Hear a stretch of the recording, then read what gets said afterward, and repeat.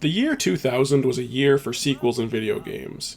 In this year alone, we saw the release of Baldur's Gate 2, Diablo 2, Majora's Mask, and most exciting of all, Tony Hawk's Pro Skater 2. However, while many established franchises were solidifying their series bases, Ion Storm were busy creating something new. Deus Ex would be Ion Storm's only critical success, and is a game that hits the nail on the head in just about every way. The narrative was fresh, the gameplay was engaging and exciting, the look and sound were spot on, and it was just something we hadn't seen before in the video game world. At least not at this level of extreme polish. What is most shocking about the title is how unbelievably well it has held up even now, more than 2 decades after its release. Let's go back and discover why this series is still regarded as one of the best of all time.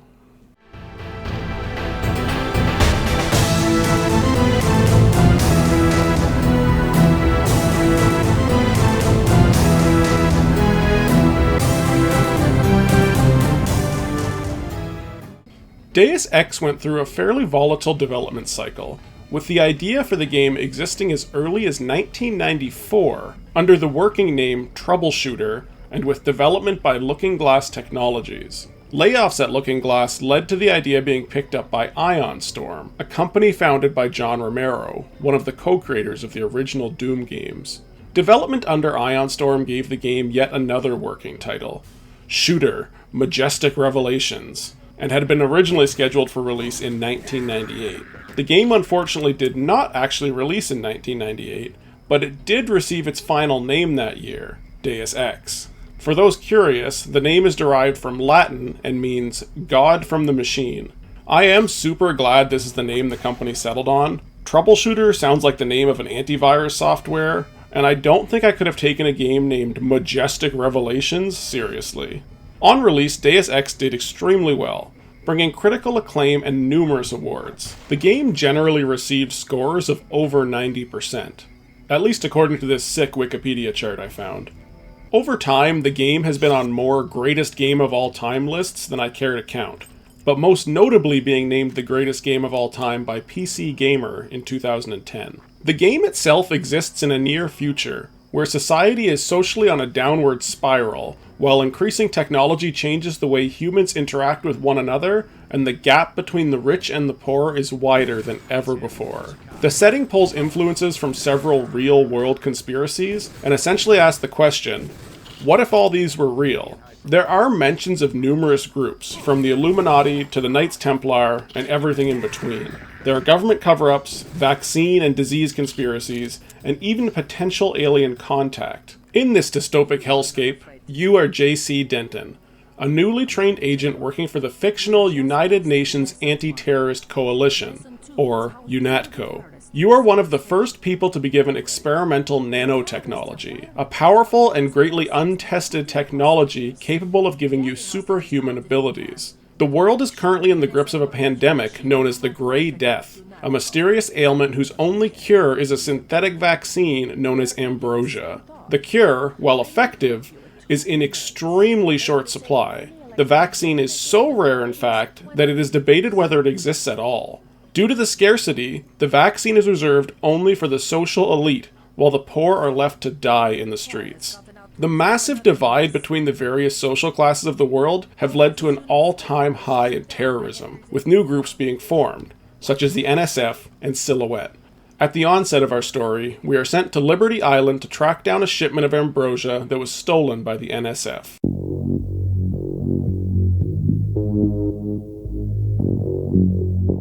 While the story of Deus Ex is amazing on its own merits, the gameplay is probably what the series is most well remembered for. The game is what would be coined an immersive sim, a game experience where the goal is to make you forget that you're playing a game at all. The experience is parceled out into multiple sandbox-style missions, where the path to success is not rigidly set. Do you take a guns-blazing approach and blast your way to the objective? Do you sneak through without alerting the guards? Do you try to find a diplomatic option? Do you kill, or do you choose to incapacitate? All these choices are yours, and there is no right option. All can be valid in their own ways, and will affect the game world around you. The game sticks to a first-person perspective at all times, except when engaging in dialogue with others. I almost wish they would have kept the first-person perspective during the narrative bits as well, but to be honest, I absolutely love the expressionless expressions of JC Denton, so I'll give it a pass.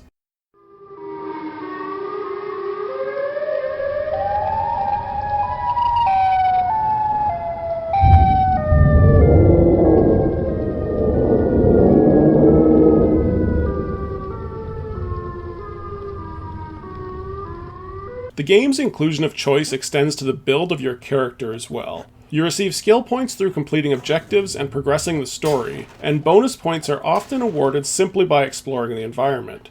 The game loves to reward exploration. These points can be used to specialize your character however you feel will be most beneficial.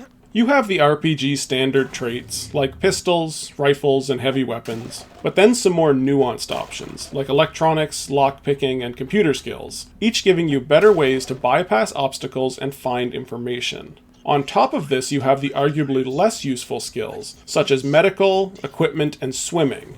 I fall into the controversial camp that thinks the swimming skill is a necessary choice. I hate moving slow in water sections. On top of these skills, you will also find augmentations throughout the game. These canisters will give you the option between two powers, each corresponding to a different body part. With the exception of the torso and subdermal, each of these body parts can only handle one augmentation, so it's up to you what is more important to your playstyle. Do you want the potential to be invisible to humans, or to robots? Do you want to move faster, or do you want to sneak faster? Shields, or healing? The choice is yours to make.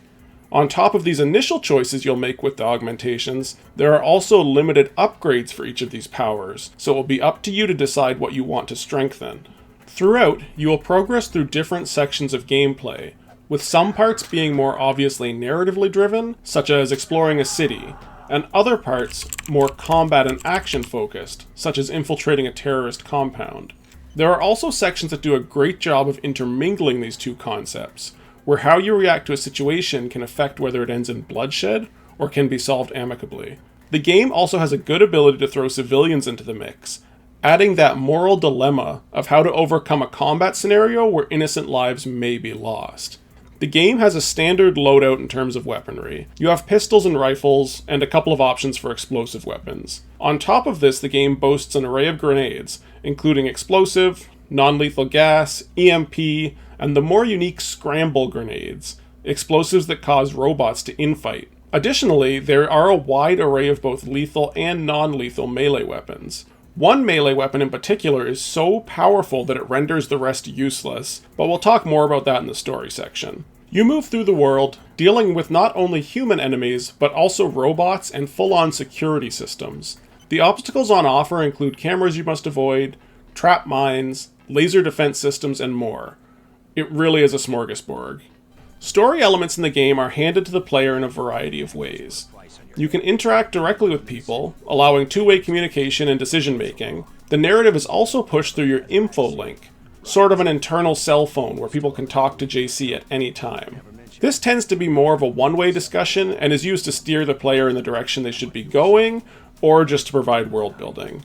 On top of this, there is a very basic economy in Deus Ex. Some NPCs will offer a very limited selection of goods you can purchase at random points in the game. You unfortunately cannot sell anything yourself, so it's best just to drop anything you won't need rather than to try and hoard it. Just be sure you really don't need it. Items don't tend to persist between chapters if they aren't in your inventory. Lastly, we have computer terminals and data vaults. These provide text-based world building and often will reward the inquisitive player with door codes and passwords. These were so abundant that it caused me to create a madman's journal of passwords as I progressed. Truly the work of a demented mind. Above all else, Deus Ex wants you to be immersed, and will use every tool at its disposal to do that.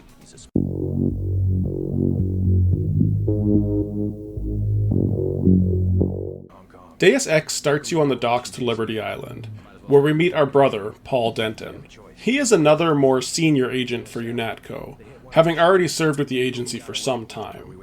He gives us our first choice in the game and offers us a sniper rifle, a GEP gun, or a mini crossbow. Well, the GEP gun is a massive rocket launcher, and the other choices are not that, so we pick up the GEP gun. This is the canon choice, and you cannot convince me otherwise. Our mission here is to infiltrate Liberty Island, where the terrorist group, the NSF, has holed up with a stolen shipment of the life-saving ambrosia drug. Additionally, one of our fellow agents, Gunther, has been taken captive, and we can optionally set him free. We set off into the compound, and against our brother's wishes, I take a very lethal approach, killing every terrorist I come across. My weapons of choice are the pistol and the combat knife. Approaching the main facility, we find Gunther locked up in a room with a flaming barrel. At least his captors were nice enough to give him heat. Gunther is also augmented, but with a lower tech version of what we have. He has replaced limbs and organs with actual physical machinery rather than the nanobots that fuel our upgrades. He asks us for a weapon so that he can assist in clearing the place out, but annoyingly he only wants a pistol, and I don't want to give him my pistol. It's mine. He takes this as me disregarding him and his low-tech enhancements. This isn't the first time we get this sort of attitude from Gunther and the other old guard agents. It seems they're resentful of our higher tech. Anyhow, he sits there and pouts as we move up the building. At the top we find the leader of this group of NSF terrorists. He surrenders immediately and lets us know that it's too late. The ambrosia has been moved from this location. He further goes on to say he believes the Grey Death is a government-made disease created to stunt population growth.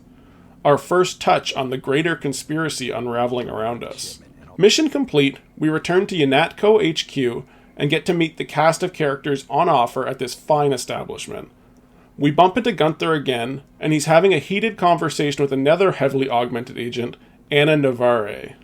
Are you sure you pressed the right button? I do not make mistakes of that kind. Your hand might have slipped. No, I wanted orange. It gave me lemon lime. The machine would not make a mistake. It's the maintenance man. He knows I like orange. So you think the staff has some kind of plot? Yes, they do that on purpose. Riveting stuff. We meet the staff doctor, Jamie Reyes, who subtly alludes to the fact that someone is likely tuned into our infolink 24/7. Sort of a concerning lack of privacy, and a theme we'll see a lot throughout our mission. Next, we meet Alex Jacobson, the tech weenie at UNATCO. He's a cool dude. My opinion on this is definitely not swayed by the fact that I work in an IT-adjacent field myself. Stores is next for some free stuff. The guy running the desk is Sam Carter. He's some sort of war hero. He gives us a stealth pistol that we never use, as well as having a brief conversation on how JC lost both his parents in a car crash. Requires more courage. I don't think it matters. My parents died in a car accident. Medically sound and stocked up, we finally go to Joseph Manderley, the lead of UNATCO here. He is stoked that we killed a bunch of terrorists and is sending us to Hell's Kitchen, New York, to get the ambrosia shipment back. Paul will be responsible for the physical retrieval from the warehouse it's stored at, while we will be responsible for knocking out the power to that warehouse. We catch our ride and get going. Showing up on the park docks, Navarre is there and lets us know that our main objective can be reached through the subway, but first, there's a canister of ambrosia nearby in Castle Clinton. She favors the frontal assault, but I instead sneak in the back way and take out the guards from the inside. Ambrosia recovered, and Anna didn't have to lift a finger. Seems like a win to me. We head to the subway and take the train to Hell's Kitchen. Hell's Kitchen is our first big hub area.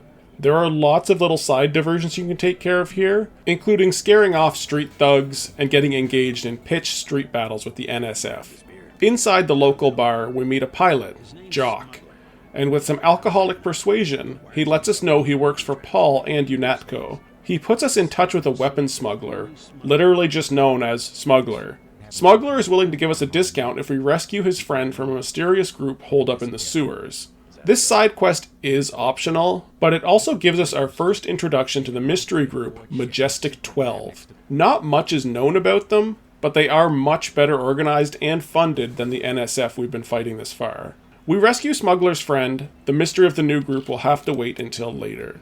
We make our way to the main objective of the area, sleuthing across darkened rooftops, silently taking out snipers along the way. We complete our objective and Gunther shows up to tell us to get back to base, and alludes to something having gone wrong on Paul's end of the mission. Back at UNATCO HQ, we go to see Manderley, but find him in a meeting with someone else, a mysterious man in a trench coat who looks suspiciously augmented like us. The man doesn't give us his name, but we will come to discover that he is Walter Simmons, the head of FEMA, a very important man. He leaves, and we have a proper debrief from Manderley. He lets us know that Paul lost his nerve in the raid on the warehouse and has not been seen since. UNATCO is letting him go from the organization, and the task of recovering the ambrosia is now going to fall on us. He suggests the ambrosia has likely been moved via subway to an unknown airfield, and suggests we start our search underground. Back out on the mean streets, we make our way through the disheveled subway tunnels to find a helibase and airfield. The airfield is littered with sentry drones and guards, but we make our way around and eventually get access to the main hangar, where the ambrosia is being stored. To our surprise, the NSF troopers stop attacking, at the command of someone familiar, Paul Denton, our brother. Turns out he was working for the terrorists the whole time. He asks that before passing judgment, that we speak to the NSF leader on board the plane. Their leader is Juan Lebedev, and he has a lot to tell us. However, in the middle of our conversation, Anna Navarre shows up and tells us to leave. She is going to execute Lebedev, directly contravening UNATCO policy. Decision time. If we want to hear what Lebedev has to say, we need Navarre out of the way. That's no problem for me. A few pistol shots to the head sorts her out, and she blows up in a super violent explosion of gore. Super fun. Free to speak, Lebedev lets us know that we were not born, but created in a lab. Our dead parents were actually lab workers, and that the NSF, and by extension Paul, believe the limited supply of ambrosia is questionable at best, and the stolen ambrosia that they do have was intended to go to Tracer Tong, a triad leader who believes he can synthesize a cure. Additionally, he reveals that UNATCO, and the entire UN, is being controlled by the organization Majestic 12, that same mysterious group we encountered in the sewers below New York earlier. He lets us know that there is nothing more we can do for him, and that our best bet if we want proof is to return to UNATCO HQ, go through the motions, and see the pieces begin to fall into place. Leaving the plane, we notice Paul has slipped away. Gunther meets us by the helicopter and is upsettingly eager to hunt down and kill our brother.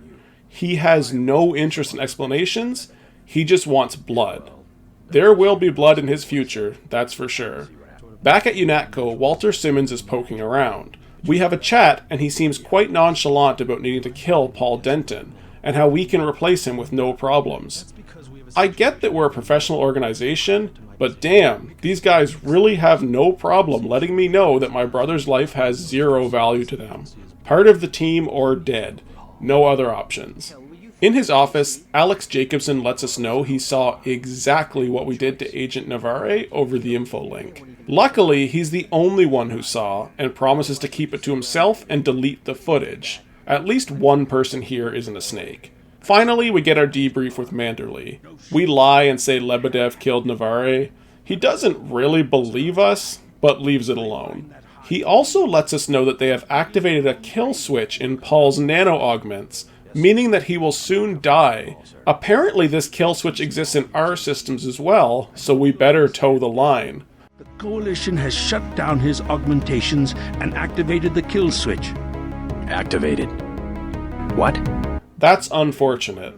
Manderley is sending us to Hong Kong to assassinate Tracer Tong, for some bullshit reason or another. In reality, it's because they don't want anyone else to synthesize a cure outside of VersaLife, the company that is currently the sole manufacturer of ambrosia. We are not going to do what he wants.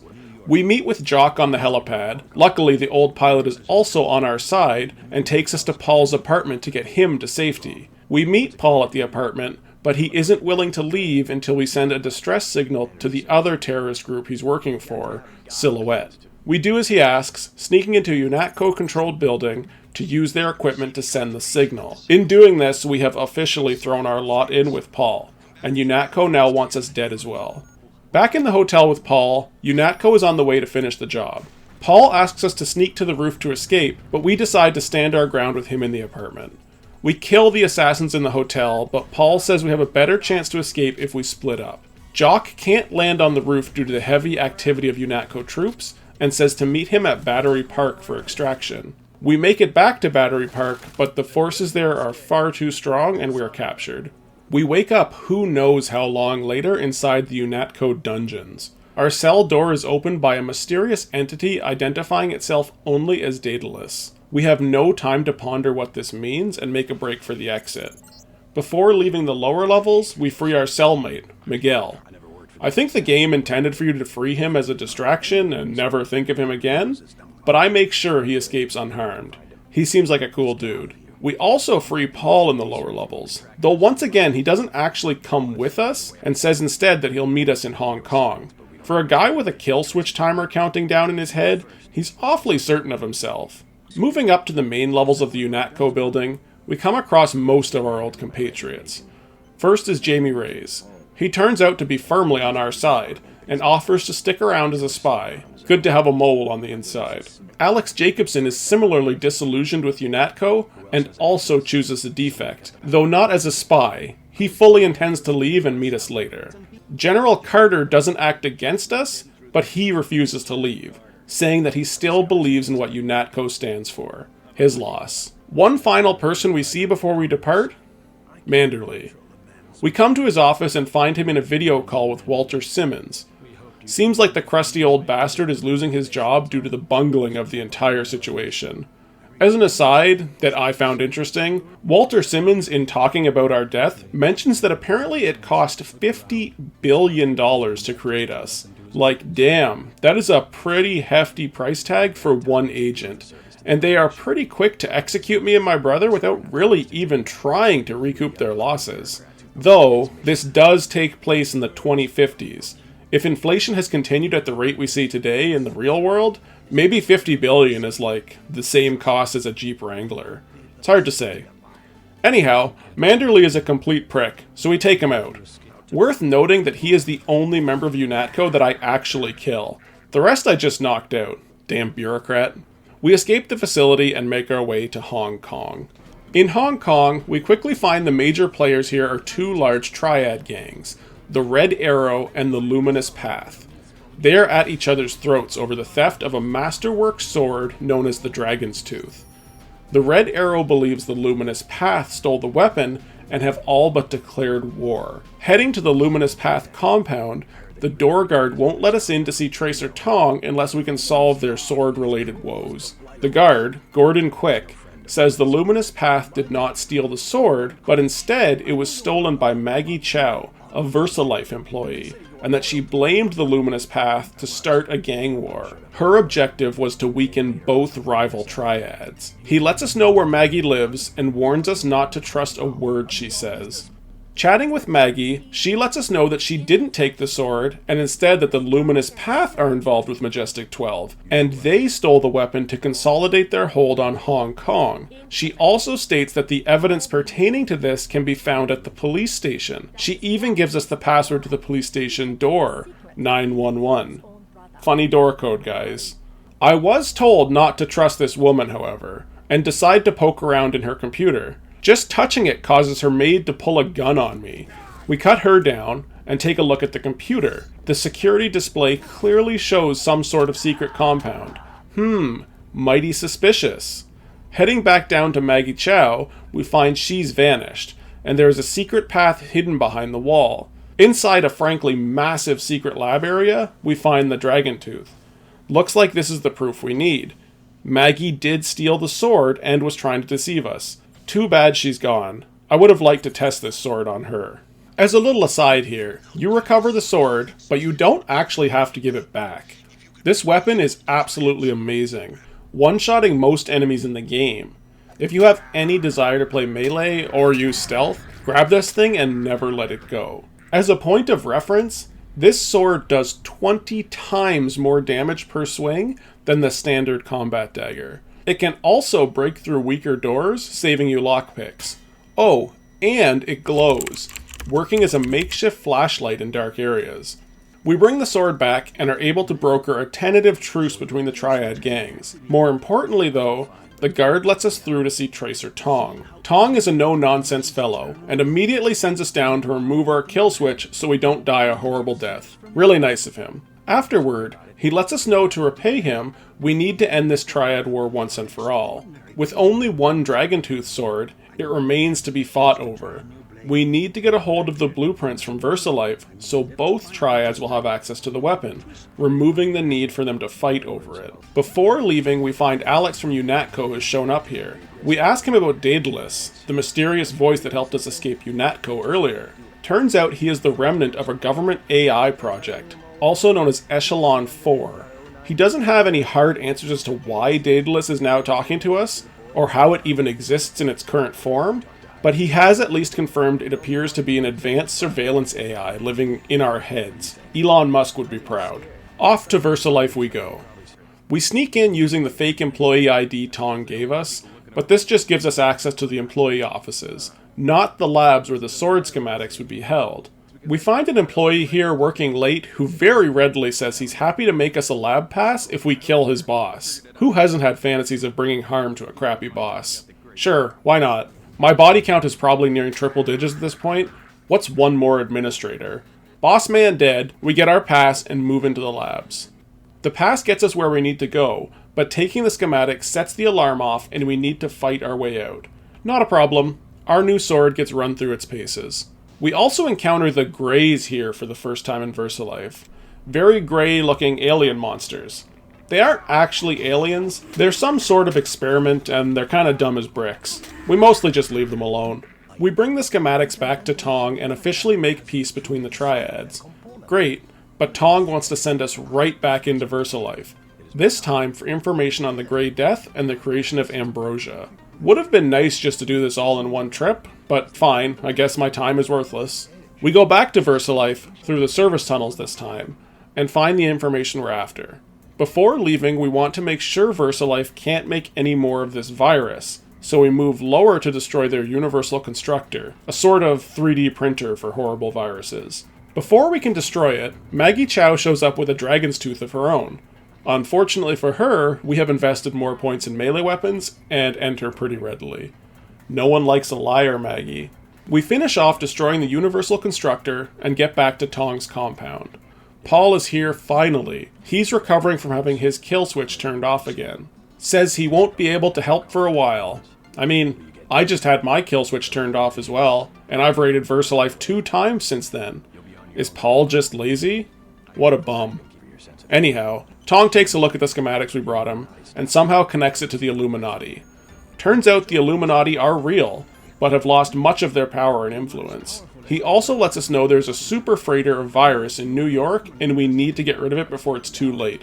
He sets us up on a meeting with Stanton Dowd, a leader of the Illuminati, who can be found in Hell's Kitchen, back to New York. Back in the Big Apple, the streets are crawling with UNATCO soldiers and bots. We find Dowd in the remains of a burned-out warehouse. He's no fan of Majestic 12, comparing them to the Illuminati but with an army. He lets us know that we can sink the super freighter with 5 carefully placed explosive charges. Off to the naval shipyard we go. The super freighter is located inside a large docking structure within the shipyard. We break in through the air ducts on the roof, as is tradition in a stealth game. The boat itself is a great set piece. There are multiple ways to get onto the boat. We choose to take the direct approach and get on from the front ramp. As has been the case for most of this playthrough, we take the violent approach and leave a wake of corpses on our way into the ship. Once we reach the interior, we destroy the weak points Dowd provided for us and make our escape while the ship explodes around us. While we've been causing billions in damage to government assets, apparently Dowd has been doing research, and he has more information on who created the Grey Death. Off to his place for more information. For some reason, Dowd is hanging out in the crypts on his property. Our first meeting was in an exploded warehouse, and now we're meeting in a crypt. There is a solid chance this guy is some sort of an undead. Just my own little conspiracy theory. Anyway, we get a lot of exposition here. I'll do my best to give a synopsis. It turns out the base of the virus was developed by Morgan Everett, another Illuminati founder. The base of this development was used by Bob Page, yet another member of the Illuminati, who broke off from the group to found the Majestic 12. Bob Page is involved with VersaLife, the sole developer of the cure for the Grey Death. So, he is developing the virus and then turning around and selling the only cure. Yet another conspiracy uncovered. As his work was used to create the virus, Morgan Everett could likely assist in formulating a cure for the Grey Death. Unfortunately for us, getting a hold of Everett is no simple matter. Dowd knows he's located somewhere in Paris, but does not have a means of contacting him. His suggestion is that we try to get a hold of Nicolette Declaire, the daughter of another Illuminati member who is close with Everett and may be able to put us in touch with him. Nicolette herself isn't exactly easy to reach either, but it is known that she has ties with the terrorist group Silhouette. All of that said, our next destination is the Paris catacombs to try and find this elusive group. The good news is we sent Silhouette a warning earlier in New York, so they should at least be friendly to us. Landing in Paris, we find the streets overwhelmed by Majestic 12 troops holding a state of martial law, and the catacombs are just swamped with more troops. Before long, we find a small holdout of Silhouette members. They tell us we can find Nicolette Declaire at a French club whose name I won't even attempt to pronounce. You might catch her at Club La Porte de l'Enfer. Back out on the streets, we find ourselves in another beautifully designed hub city. We spend a lot less time here than we did in New York or Hong Kong, but there are a couple of notable stops before we get to Nicolette. First, we happen to bump into Jamie Reyes, the doctor from UNATCO. He was successful in his spy assignment and gives us the kill code for Agent Gunther's systems. That might be helpful later. We make our way over to the club and meet up with Nicolette. She also has no direct contact with Everett, but thinks we can find a way to reach him at her mother's chateau. A date at her French chateau in the country? Sounds good to me. We jump onto our helicopter and see we just left in time to escape Gunther, who has been trying to hunt us down. We might have to deal with him soon. At the chateau, we break through the front door with our universal key. We worm our way through the mansion to the basement and find a computer console capable of contacting Morgan Everett. Finally. Turns out, like a true Illuminati, Everett is already tracking what's going on and working on a cure for the Grey Death. But he could use our help. There is a nearby Majestic 12 stronghold located in a cathedral of the Knights Templar. In the cathedral is a terminal we will need to access to get the last bit of data to synthesize a cure. We find the terminal guarded by none other than Gunther, our old friend from UNATCO. Time to test out that kill phrase. I know your UNATCO kill phrase. The Putin machine. I am not a machine. Sticks and stones.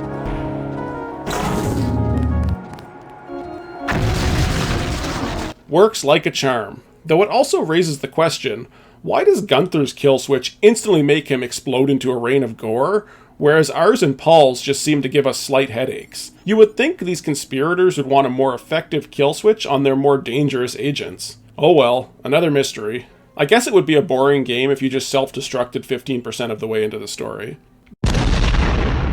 Data sent, Everett sends us into the subway to meet his contact, a man named Toby Atonwe, who will escort us to Everett's mansion. It's also worth noting here that our friendly AI, Daedalus, has splintered into a second, distinct personality, this one known as Icarus. Icarus seems far less inclined to help the Illuminati, but still has very unclear motives. JC doesn't seem overly concerned with the many AIs vying for his attention. Meeting Everett at last, he has easily created the cure for the virus, but there are a few things that we'll need to do to enable mass production. First, we're going to need a universal constructor, like the one we destroyed in Hong Kong. Next, we're going to need to keep Icarus from destroying Daedalus. Both of these goals can be completed at Vandenberg Air Force Base. There is a universal constructor being built there, and there is a group of former Area 51 scientists who can help with the Daedalus issue. Off we go, but before leaving Everett's estate, we get a hilarious assassination attempt on our plane that I'll let play out here.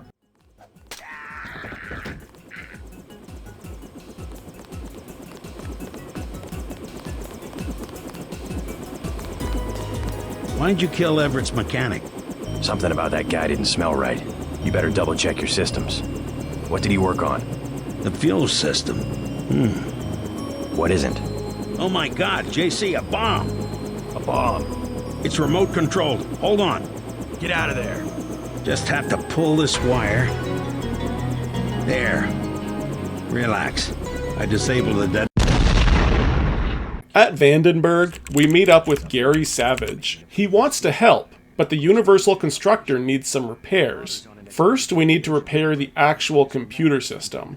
For some reason that falls to us, despite the room being filled with likely far more qualified scientists. We link into the computer to do the repairs, and connect to the Milnet. This activates the Aquinas protocol, some sort of system that Bob Page was anticipating activating.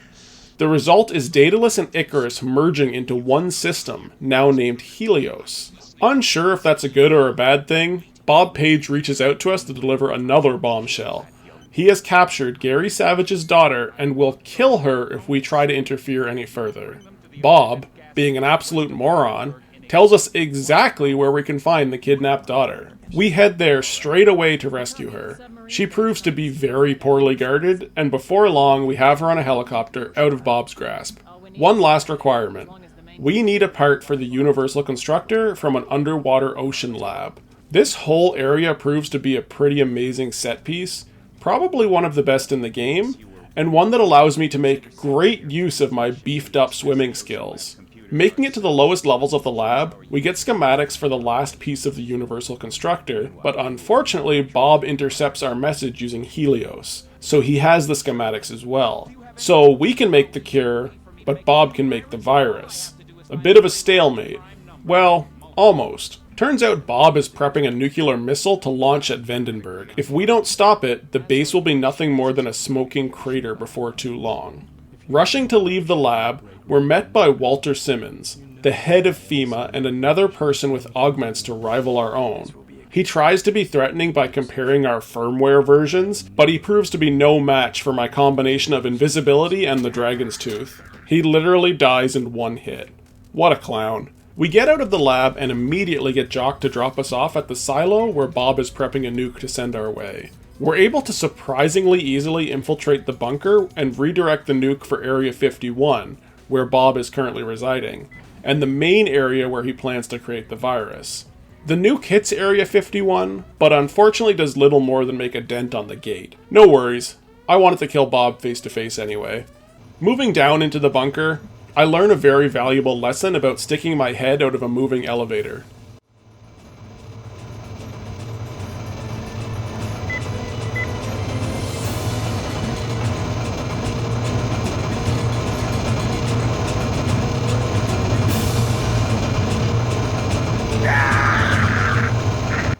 Whoops.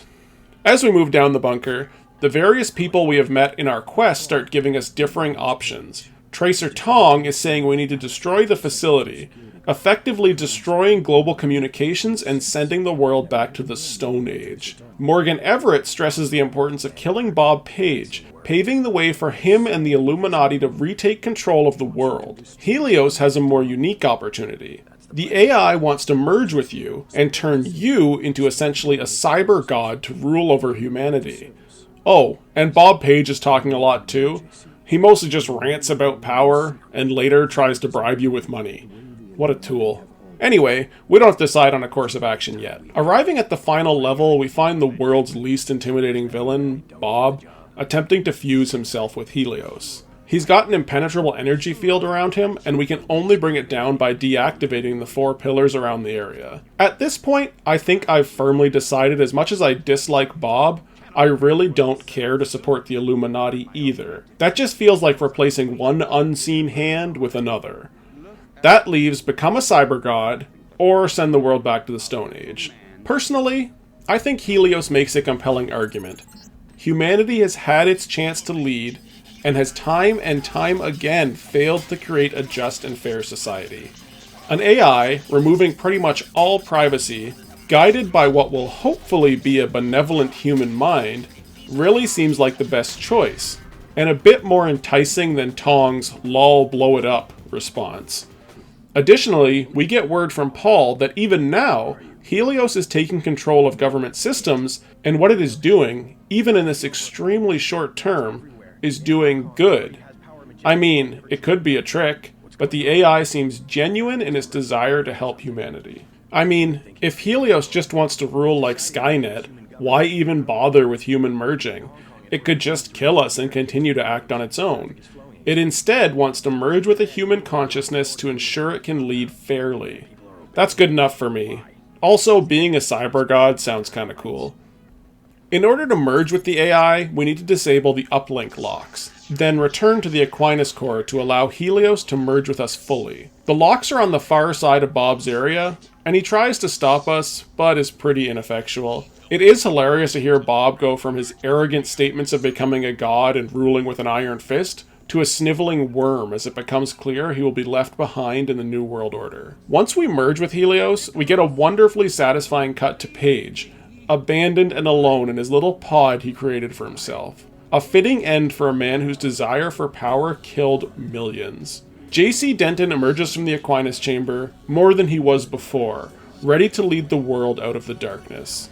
The game comes to a close with one final quote from Voltaire, a quote that is just perfect. If there were no God, it would be necessary to invent him.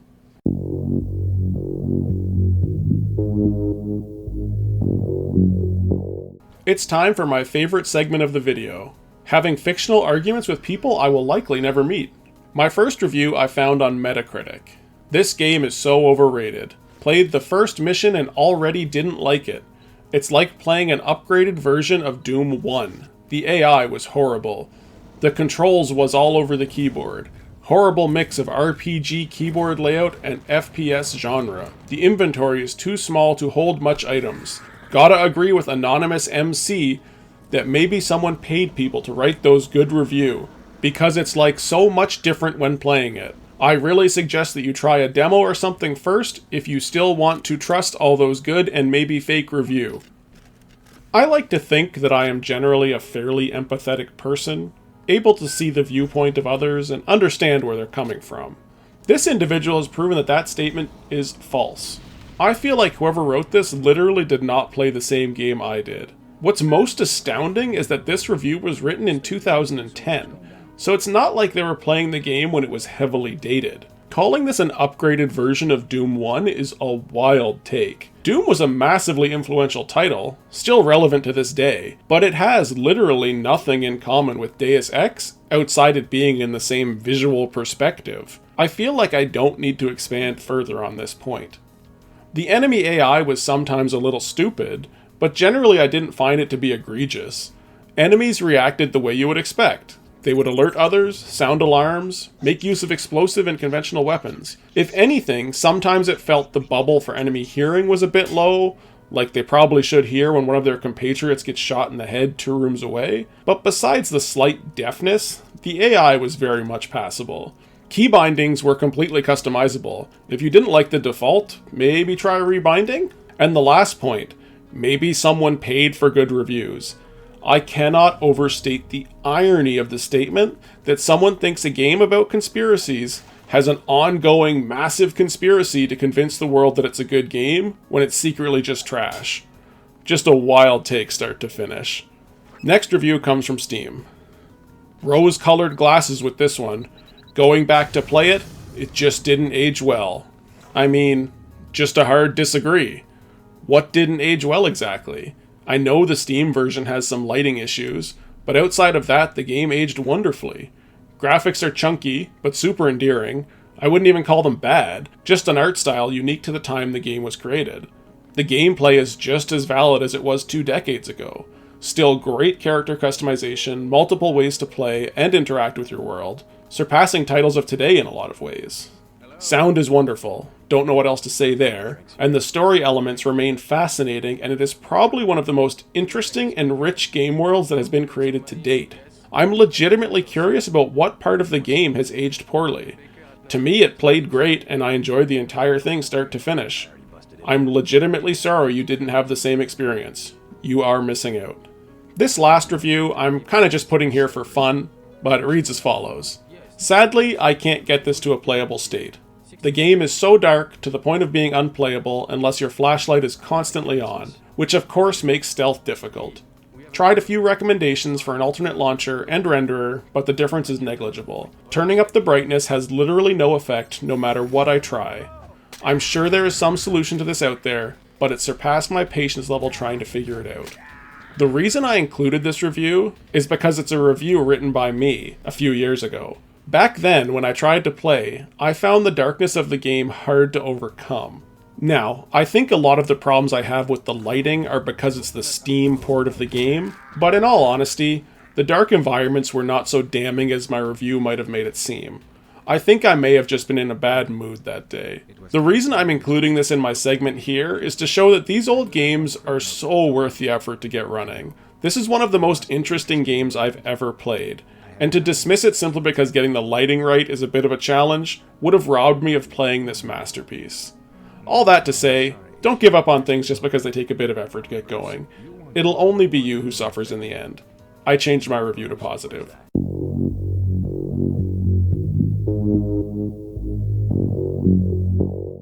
I'm certain this video will be fairly lengthy at this point, and I have taken ample liberties to gush about this game already, so I won't take too much time here on my final thoughts. Deus Ex was a masterpiece when it released 24 years ago, and it remains a masterpiece to this day.